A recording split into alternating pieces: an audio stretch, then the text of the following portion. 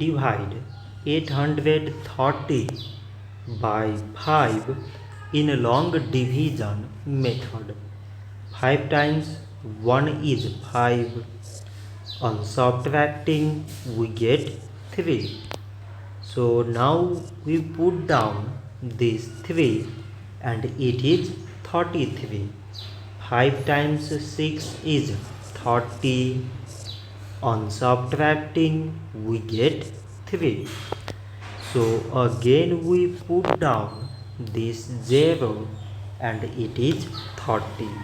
So 5 times 6 is 30.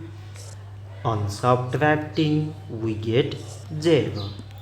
So 830 divided by 5 is 166. So this much for today and thanks for watching.